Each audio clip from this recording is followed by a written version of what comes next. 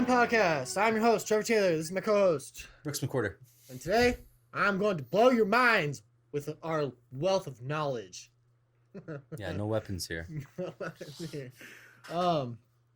Dude, I have like a lot to talk about. I've been blasting on my story today. I'm down. I gotta go have dinner with my sister, so talk as long as you'd like.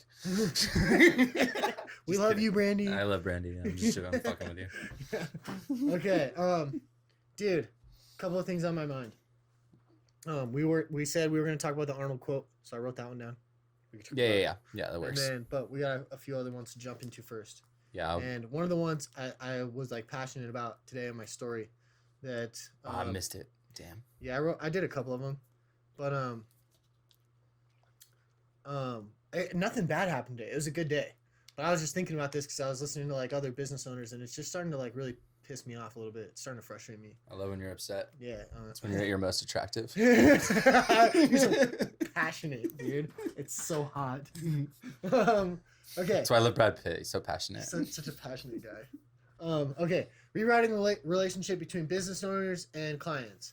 That it's okay to say no to some people who are just trying to take advantage, and we need to rewrite the narrative so that people treat each other better. Yeah. And I honestly hate it, dude. Like, there's this narrative, Walmart, whatever, back in the day, like people used to be better, so it was okay to say the customer's always right. The customer's never right, or actually, they're not always right. They're just not always I've hated right. that quote forever. Yeah, like the customer is not always right, and here's the deal. If you've worked in retail or the service industry, you know that that's not true. Yeah, well, you could have fancy things like that back in the day, like Walmart, and say the customer's always right because you care about people, and that's basically the what you're trying to portray. Right. The problem is that back in the day, you could say that and still have disagreements with clients, and they might tell like a friend or two, and that was that. Right. Now you have Google reviews, you have the internet, you have social media. It spreads like wildfire. Better Business Bureau, and now like you can't say the customer's always right, and then because if you disagree with them, then they just like report you or give you a negative comment. And honestly, there are times when the customer is wrong. How many times this year alone have we ran into a customer where we did everything above and beyond? We communicated clearly. Their quote said exactly the things that we were going to do, outlined all the way down to a single branch. So they're like, can you take that one out in specific? And then you go through, do all that, and then they're like, hey, actually, I want this. And you're like, well, that wasn't in your contract. Like, there's the picture of the tree. It clearly shows the circle around the specific branch that you wanted out. We took it out. That's what we coded you for. And then they get frustrated and tell you that you're a bad business owner. And it's like, ballpark 8 to 10. Yeah, probably. Yeah, a lot. Probably a lot of people. And I want to rewrite the narrative and not have people be so. If you have good detailed history like that, like we do, I'm going to fight those clients. And if they give us a bad review, I will go on Google and I'll respond with a picture of the stuff that we talked about and be like, no, you're not going to push me around or my business because you are an unhappy person. You agreed to this contract for this number. Yep. We did it and performed well. We cleaned up very well. We did all the things. You can only argue with them if you know and can look in the mirror and say you did everything you were supposed to and went above and beyond. Yeah, but you also have to be able to show the public like that you were right, because there's a hard difference between you doing what you're saying, like going in and then having the after pictures. But if you have that to show on a Google like response, be like, look, this is what it was. This is what it did. Like, if you can show that you did everything that you said you were going to do, you kind of have some lift under you. Yeah. And that's one that we had to learn the hard way. Like, we had to learn because clients would be like, oh, that's not what we talked about. And you're like, yes, it is. And because of those things, we learned the hard way to take accurate pictures and very detailed descriptions all the way through the whole process. Right. So when they come back and say those things, you can say, no, actually, like, we're willing to help you out. And there are a lot of times, most of the time, if you're a good client, I'll come back and do it and help you out. Right. I don't love doing that, but like I value my reputation. But there are people who will have you come back and come back and come back and come back to the point where you have now lost money on this job and you know that you have gone above and beyond. And at that point, they're just taking advantage. And those kinds of greedy people should be put on blast just as much as you're trying to put my company on blast for not bending the knee to your craziness. Right. Well, and I also feel like the company's finally gotten to that point. As far as the customer goes, is always right thing goes. Sometimes, especially when Trico is new, that's when it was most important to do the customer is always right.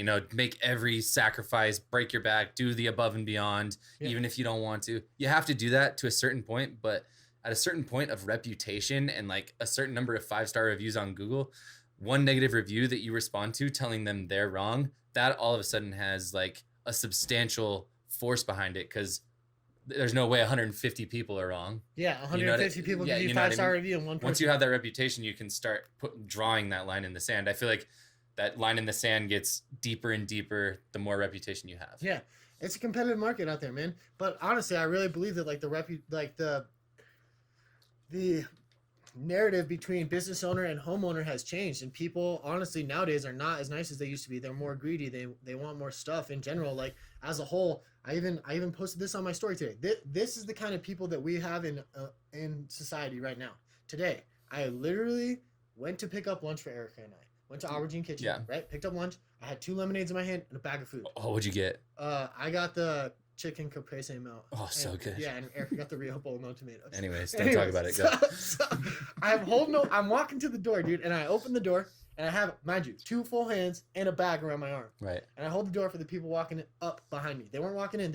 I looked over my shoulder and saw them and held the door open for them. Both of them walked past me. Neither of them said a single thing. They didn't say thank you, nothing. They didn't acknowledge my existence. And at that point, I was like, yep, see, this is the culture that we're dealing with. And that's why I'm going to fight back on customers who act like buttholes. Yeah, I feel like we're so far on each side. Like you and me have always been the same. Just like I hate to an infuriating amount, just like you do. When you hold the door for someone, they don't say thank you. Yeah. Also, on the other end of that though, someone could cut you and me off to the point where we almost died. Yeah. But if I get in the window, I'm like, I would get a wave. Yeah, we're instant lithium pill. Bro. Yeah, instant lithium pill. I'm just like, you know what? Yeah, if you give me the wave after doing something crappy in traffic, at least you're acknowledging that you did it. Yeah. Cool, we're good. Yeah, we're good. I'm fine. The wave is good enough. It's just like, but it's when you don't acknowledge, dude, that it just drives me nuts. Yeah, and that kind of culture, dude. we are going to change by being excellent amongst average humans, and like that's why hold people accountable, dude. Just hey. You're welcome. I held the door for you. You're welcome. Who is that? Tom Segura? No, it's Dan Cummins. He's like, just say a very angry "you're welcome." Welcome. Yeah. No, for reals though, it's a real thing, and that's why I think listen. You can only act like that. Like I'm not promoting you bagging on clients, being mean back, not being understanding, not being reasonable. Right. What I am promoting is we are going to hold people to a higher standard. And that higher standard goes for everybody. Now, I will hold them to that standard because I live up to that standard. I know you and I have done from day one, gone above and beyond always. Always, always, always. I can look in the mirror with 100% surety and say that I am completely fair and honest with my clients. Yeah. 100%. And we always say thank you and wave when we cut people off. Yep, 100%. And so if you can do that, then it's okay. Then you should know where the line is, and you can talk back to a client and say, nope, we're not going to handle this. That happened recently, dude. This lady was reaming me out on the phone. I'm not going to talk about that job because I don't want to put her on blast. But you also don't want to upset me. Yeah, I don't want to upset you. No. Or Ryan. And dude, she was reaming me out, and she was like, well, I just don't think that you're a man of your word. And I was like, hey, let's calm down. That was really offensive. I am a man of my word, and if you look at your contract, we have done everything that was on the contract. There was one free thing that we weren't able to get done because there was metal in it. And it was free. If you would like me to remove it from your quote, I'll remove it from your quote. I'm sorry that we couldn't cut through the metal on this stupid bush.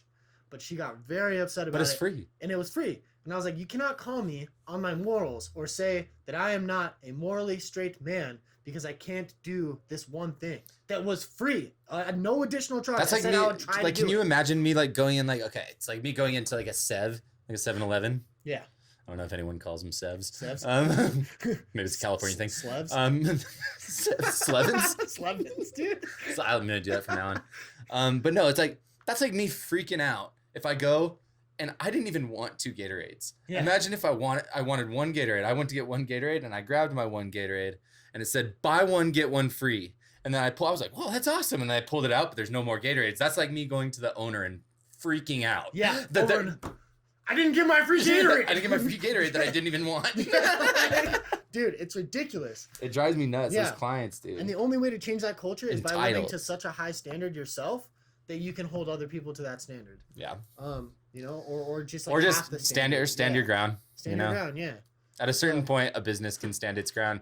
An entire business isn't meant to just it is meant to cater to clients and provide services, but you're there to care for clients second. That's what sets you apart as a business. Caring for the clients, like people could be like, so there's 5 companies, all of them remove trees, but 4 of them are huge and like don't really have a care on customer clients. So that means that one business that cares more about clients, that sets them apart. Yeah. But the first thing that any company does is provide services. Yeah.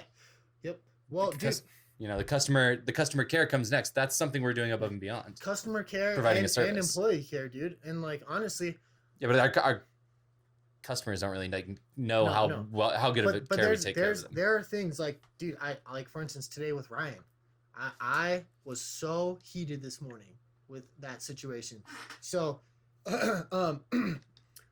normally what happens is we go out, we sell a job, I take pictures of the job with the homeowner, go through the price tag with them, right? And then normally I close the job on site and I'll like get a handshake deal and then I'll be like, hey, I'm gonna go sit in the truck. Oh, the job you were talking to Ryan. I was like, what situation? So I'll put the quote together. I'm just giving people like a background. And then I'll put the quote together in the truck. And within 5 minutes of me giving them that handshake deal, they have the quote in their inbox. Right. Okay. And sometimes they don't close on site and that's okay. And sometimes they're like, hey, we're getting multiple quotes. And that's also okay. Also okay. Definitely. I get multiple quotes when I get stuff done. Totally fine. 100%. Just tell me. Yeah. Here's what I told Ryan. And this sucks. We are suffering. Like, it is a hard financial time right now. I need every dollar I can get. Right. I told Ryan to walk on a client today because we had a handshake deal. She was like, let's go, put it on the schedule. I'll pay the deposit as soon as I get the estimate. I went, got in the truck. Yeah, that's set in stone to me. Set in stone.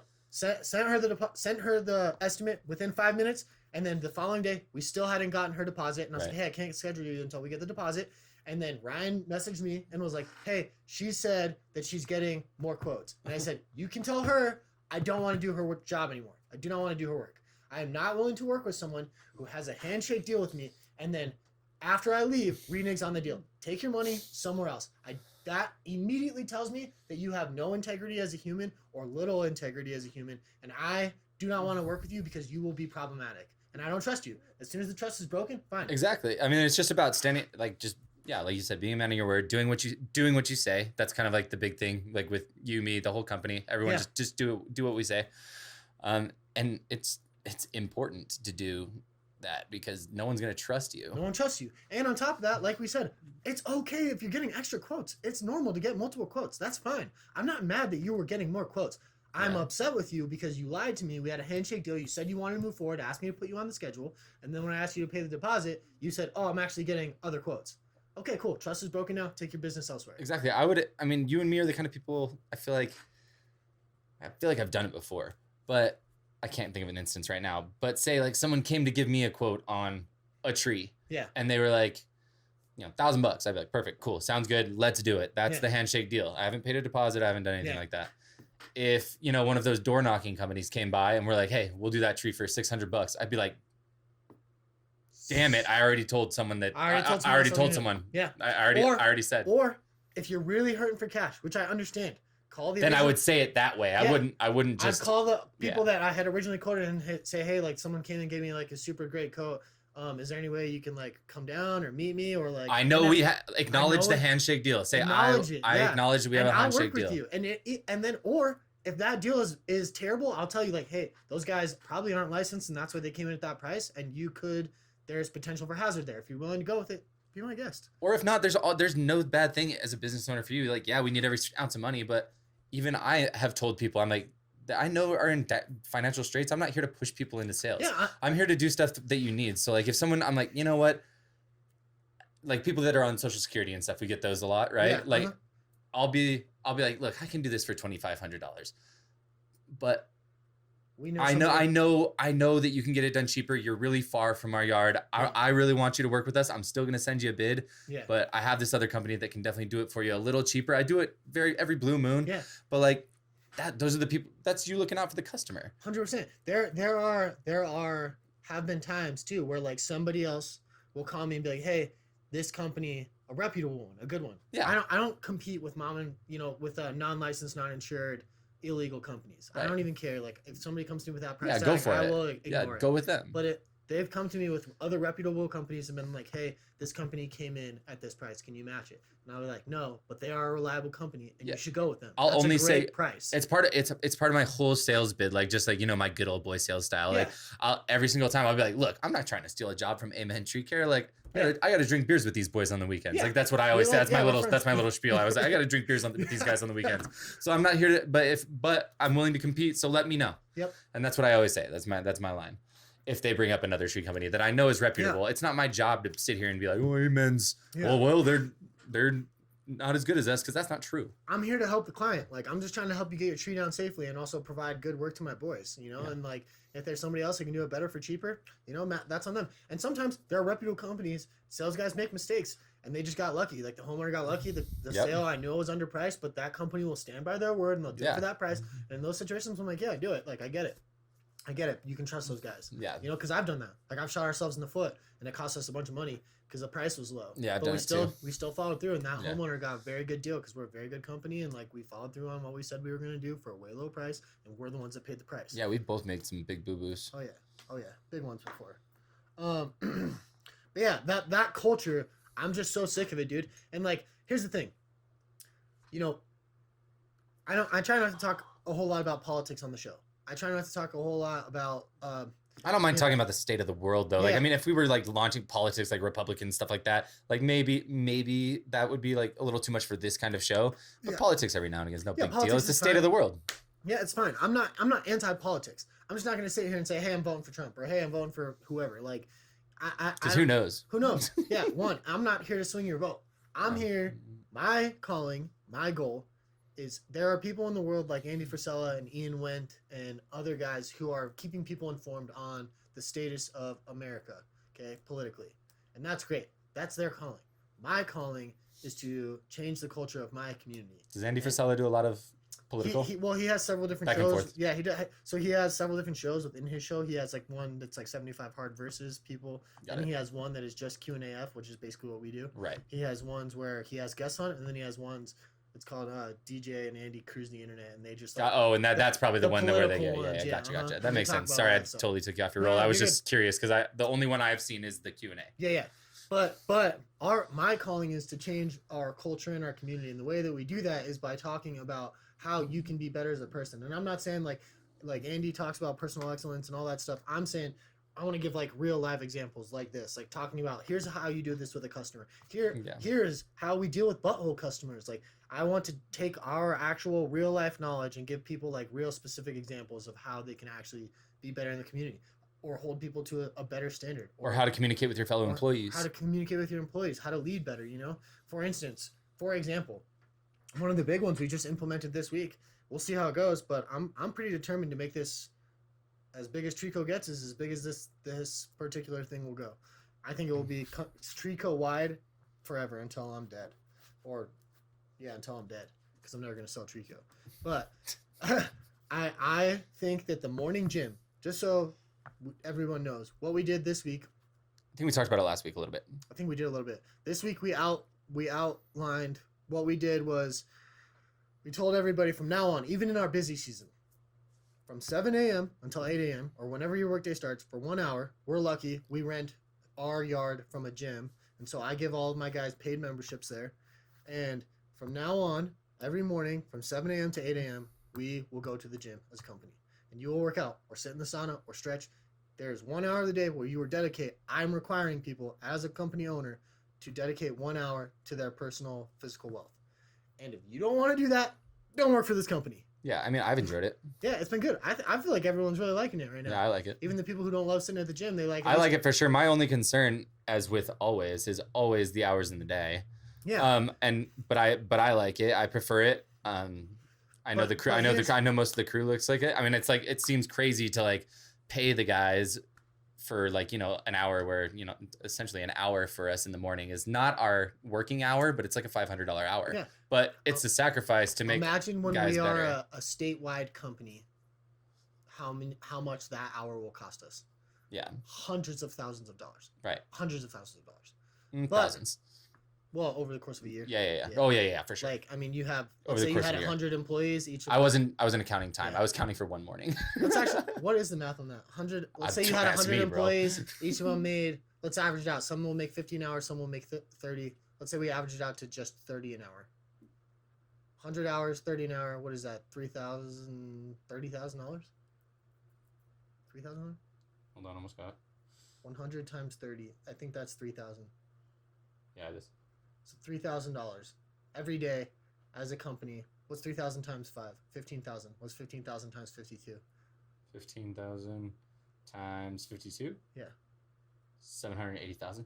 700. Almost $1 million. Almost $1 million a year we're going to spend on physical fitness for our employees. Why not? Why not? Why not? That way they don't get broken. Look, I know I'm not. I wasn't questioning it. I was just like opening it up to conversation. No, it's good. Look, here's the deal. I like the people gym. think I like the hour. Yeah, people think it's crazy. You know, United States military does it. First of all. Second of all, I think the people who like to get paid to go work out are the kinds of people who perform at a high level. And those people are worth more. They will take that hour. They will do a lot with it. They'll be grateful that they have it. And two, it breeds confidence, dude. It breeds 18 players. Yes, it will cost us $1 million, but how much more will we make, or Trico will make, when every team is like in shape and studs and happy and grateful and killing it, and their back and legs and necks don't hurt all the time. Yeah, and they're stretching and they're getting their bodies in good shape so that they're not beat to crap by the time they're 30. Honestly, I honestly think you could even do one day as a mandatory mobility day, like 3 days of lifting, 1 day mandatory stretching, recovery and stretch and mobility. Yeah, we got the sauna, and I'll make this, dude. I honestly, like, as we build, like, I will buy warehouses, fill them with gym equipment, and get our trucks. I think what we have right now is getting pretty close to being like a good screenshot of what we should do for every single new facility that we build. Right. But like I'm super into it. I think it's great. And honestly, we talk about changing the culture. I put my money where my mouth is. Like, we are going to change the culture, and this is how we do it. Like, I don't know any other companies. I'm sure there are some. I'm not saying they don't exist. I'm saying I personally don't know any other companies that pay their employees to work out for an hour every morning. Yeah, I don't either. The only thing similar, like I said, that I can even think of is that I know that A+ and Save a Tree has their guys do a little, like, 15 minutes of calisthenics before the day starts, but that's not comparable because our guys are working out for an hour or 45 minutes plus 15 minutes to change, get ready, and then roll. Yeah, I'm super excited. That's a lot more than anyone else is giving. I would be safe to assume. Yeah. Dude, and okay, so we've talked about so much already, but we still got a ways to go. We got a couple more things. Bring it. This is a good one. I like this one. Let's quickly talk about the Arnold quote. So the quote was, let me look for it in here. I got it. Plan B is to succeed at Plan A. That's from Arnold Schwarzenegger. I just listened to that today, and I loved it. Classic Arnold quote. Yeah, dude. But I was on my walk in the rain, and it was miserable. Same guy who said, if you're not cheating, you're not trying. Yeah, they're not all gold, you know? I mean, it is with working out. That's what he said it for. Like, if you're not like... Yeah, if you're not like cheating to get that last rep in. Yeah. You know, context is everything. But Arnold. Arnold. But I personally love it. Plan B is to succeed at Plan A because, I mean, people disagree. They're like, I'm sure there's a time and place for Plan Bs, but like I just don't have any. I have one plan, Plan A. And if Plan A fails, then take me with it, dude. For reals. I don't know. That's the way I see it. I can't like. I look at like Trico. Like, I don't even think there is an option for Plan B. There is no way out. The only way out for me is forward. Yeah. The only way out is to succeed. That's the way I see it. Like, what am I gonna do? Like, sell my equipment? Like, back down? I have no. It's what you would do. It's what I guess maybe if I had to. But even, dude, I would go back down to me doing all the sales and being in the truck before I quit. I'll just keep moving forward. Like, that's you know, like whatever repo the trucks that we can't take. Like, I can't. In my mind, like I have no. There's nothing else for me to do. This is it. So no matter how long it takes, no matter how much effort I have to put in, it will succeed. And if that means I have to take a few steps back before I can go back forward, then that's what I'll do. But I don't think that's going to happen. I just don't. Yeah. Right. I don't know. My thoughts on it are obviously a little different than yours. One, I'm hyper logical. Yeah. You know that. In the way that I know you very, very well, and I know that quote sounds great. Like succeeding at Plan B is succeeding at Plan A. Yeah. I get that. I get it, and I know how good that quote is in the motivational space and the Yeah. self-help space. And I understand that people hear that and get real motivated on it. Yeah. I'm just hyper logical and annoying. And I also have a very military mind. I was in a little longer than some of our friends. I also read spy thrillers nonstop. Yeah. So like I have a very like contingency based mind. Like Yeah. I'm a huge fan of contingencies. Like if I've got a plan for this, I've got a contingency, and I've got a contingency for the contingency. Yeah. Like, you know what I mean? You have that, but I'm not going to talk about what I think about it. I wanted to talk about kind of like how you would feel about it. Cause I knew you were going to say all that, but I have faith in you to the point that like, when I hear that if Trico didn't work out, you'd just lay down and die. Because you wouldn't. No, I wouldn't. You wouldn't. You would adapt. No, I think that plan B is plan A. I feel like plan B is adapting when plan A doesn't go perfectly. Maybe. Yeah, that's a good way to put it. Because I mean, how many times have you planned a mission in the military? Like, how many times does it go exactly how you think it's going to go? Yeah. Never. Ever. Well, you could say that plan B is just plan A that's evolutionized into like something better. Yeah, that's like plan B is just an adapted plan A. Yeah. But that's my thought about it. That's what I thought when you posted it this morning. I like read it and I was like, yeah, but I feel like I know your feeling on that, but I know that you would adapt, advance, and overcome, just like any of us would. You have to. Yeah. When you said military one, I wrote this down because military background, right? I thought this is a good window, a good hallway into this, I guess. I put that the B in plan B is for backup, and there is no backup coming to save you. So you have to succeed at plan A or die trying. And that's kind of like what you're saying, I think. What I'm saying is I'm saying that that's not true. Sometimes there's QRF. Sometimes there's a quick reaction force coming to save your ass. But what I'm saying is, so like if in certain situations though, they're like nobody's coming. Like right, I know, I get there that. are spec ops guys who go in and they're like, yeah, we're not coming to save you. Yeah, and there's businesses that will fail and there's no one that's gonna help. Yeah, but I think what you're saying is like the plan B is like, okay, plan A didn't work, like it failed. Like what now? We're backed into a corner. It's not like necessarily plan B. It's, hey, plan A is just evolving and we need to get out. So instead of taking left hallway, we're taking right hallway. Right, exactly. You know, so it's like still plan A because there's no option. Nobody's coming here. Right. So we have to go forward. We just have to take a different route. Forward is the way, for sure. Forward is the way, just different route. Yeah, and in my mind, like that's all I was saying was I see plan A and plan B as ways forward. Yeah. I don't see either of them as a step back. Gotcha. That makes sense. I guess you could. I don't know though. Kind of roll that way. Yeah. Yeah. We think differently. It's okay. Yeah.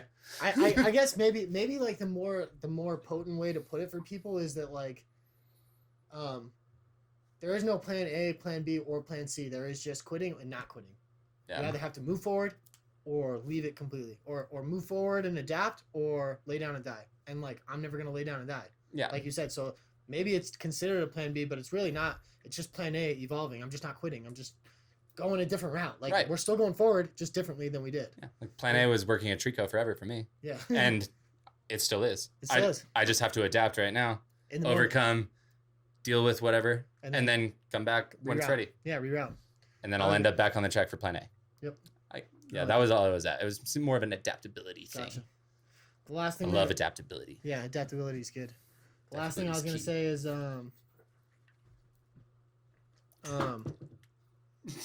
you're being so loud, dude. Shh. David, stop. Okay. How much more time we got? Probably like 10 minutes. 7 minutes? 8 minutes? I would say 10 minutes? All right, here we go. All right, go. Last one we're gonna get through. Okay. I was thinking about this on my walk today, and I didn't post it on my story because I couldn't figure out really. Oh, you didn't? I know. The world was so deprived of my excellence. Now David will never see it. I know. Now my 12 followers are never going to see this beautiful piece of content. No, I was thinking about, okay, so leadership, right? Yeah. I was thinking about how people always talk about positive reinforcement. That's the best way to lead. That's the only way to lead. Positive reinforcement. And honestly, I think that maybe... that's how I lead. Yeah, same. Positive reinforcement. Same. But I think I might be wrong. I could be mean sometimes, but no, not normally. I don't think it's necessarily mean, but like I positively. I was harsh I was harsh in the military sometimes. I was real harsh. Yeah. I've never been like a really harsh guy that way, but I believe in positive reinforcement. So when someone is doing something good, you tell them that they're doing something good. When someone is being an excellent human. You tell them that they're being an excellent human. But also, I realized today that I do not really respond to positive reinforcement. Like if someone tells me I'm doing a good job, I'm like, thanks. I already knew that because I'm already putting in 100% all the time. What I do respond to is not necessarily negative reinforcement, but challenge.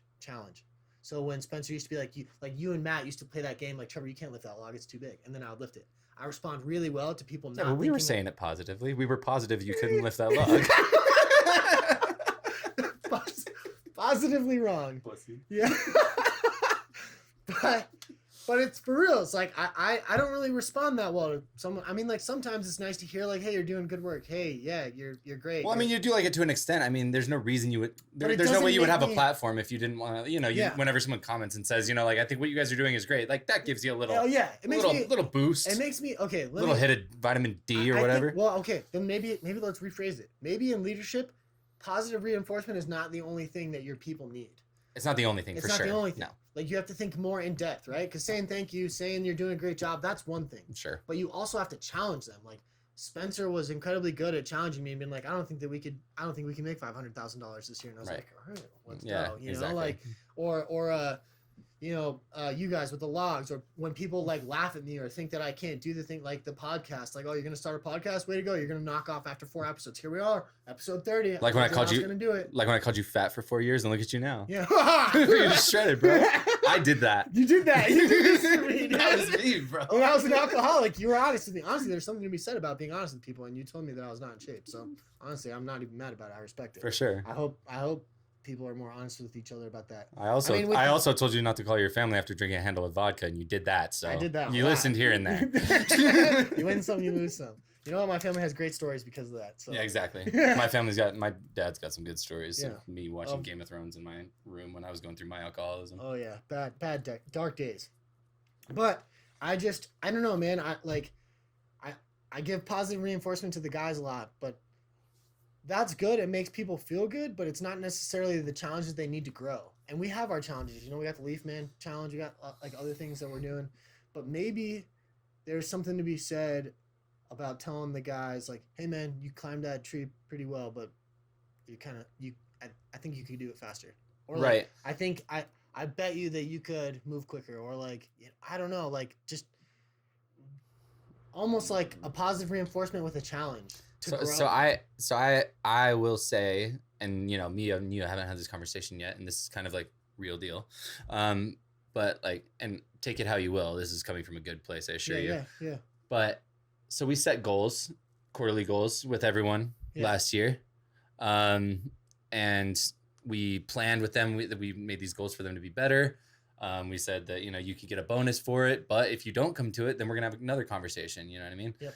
So, and I know you talk to people here and there with these guys, but I mean, We haven't reviewed their we're almost a month into the new quarter quarter we haven't reviewed their stuff. and you haven't held them accountable to be like, hey, were you, I don't know what some of those, were you sober? Did you gain 10 pounds? Yeah. Did you put in this work? That's good. Did Yeah. you need, We need to I track think it. that's the time to hold people to accountable, because they're excited when they set those goals.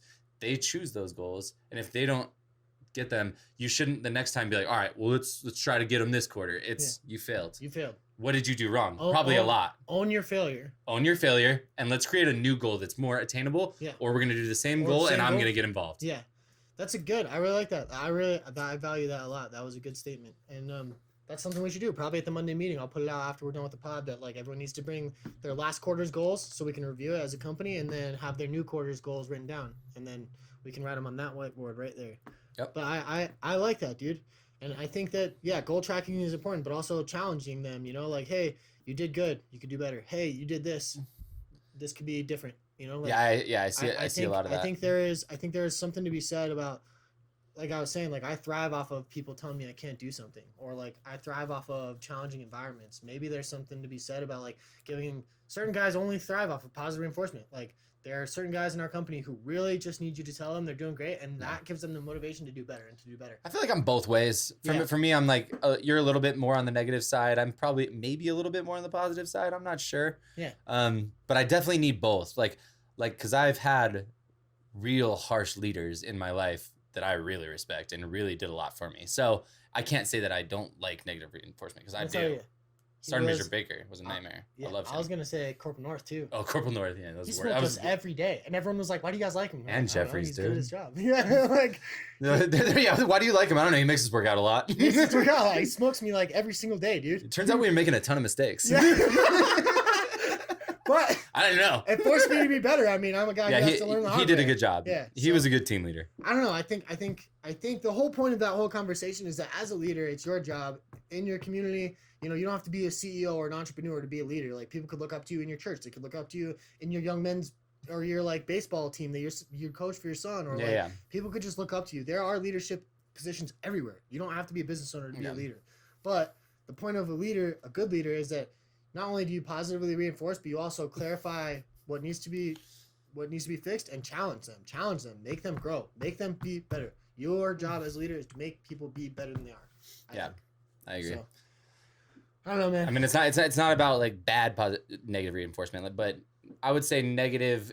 I would say that as opposed to being harsh in leadership and punishment for the sake of punishment, the only place where I land on the negative spectrum is I will favor corrective punishment over positive reinforcement sometimes. Yeah. Corrective punishment is not punishment for the sake of punishment.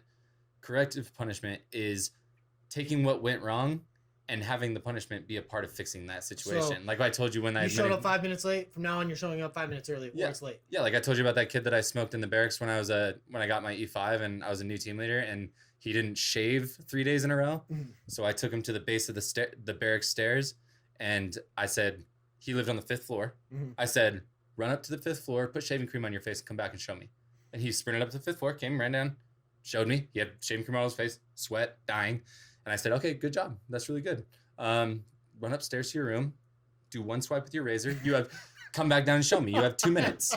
I said, you have two. Great smoke session. You have 2 minutes. Yeah. Anyways, his whole face was shaved at the end of it. Yeah. And he never forgot to shave again. Dude, let me tell you, bro. It's brutal, bro. That happened to me. I didn't clean my room. And the worst smoking I ever had in my life. I think we got Jeffries. Yeah, we should probably wrap up. We could talk about our worst smoke sessions next time. Yeah, dude, he smoked me within an inch of my life. I was like vomiting. The low crawling? No. I had to walk from the CO's office through the courtyard all the way over to the barracks room and up to the barracks and try and get everything out of my room into the hallway. By the time he walked there, I had full kit on, up 3 flights of stairs, dude. And then as soon as I didn't get it all out, he made me put it all back in, and I had to do that over and over again. And then I was like sweating and like getting ready to pass out, and he was like, hydrate. And so I had to drink water until he was like, I'm no longer thirsty. And he was like, keep drinking, until I was just like vomiting water and like throwing up, dude, like running, trying to get my stuff out of my room. Dude, Withers and Dallas both saw me that day, and they were like, dude, I honestly thought that you were going to die. And I was like, I honestly thought I was going to die. I thought you were going to die when you were low crawling around the striker. Oh, yeah. Or not the striker, Dude, I got smoked so many times. I've said this on my story too. I was not a good soldier. People are like, so thankful for your service, and I'm like, yeah, I was not that great. My second half, I was a good soldier, and when I got my E5 and I went to all my schools and stuff like that. Yeah. But Fort Hood, I was not good. Yeah, I drank a bottle of margarita mix the day before a 10-mile battalion run. Yeah, we were bad. I'm not saying we didn't do important things. Like what we did in the military was important. I'm saying the things I do now for my fellow community is way more important than the things I did then. Agreed. To me. Let's wrap up. Yeah. All right. That's all I got for you guys today. You got anything else? Bonjour. Get out of our face.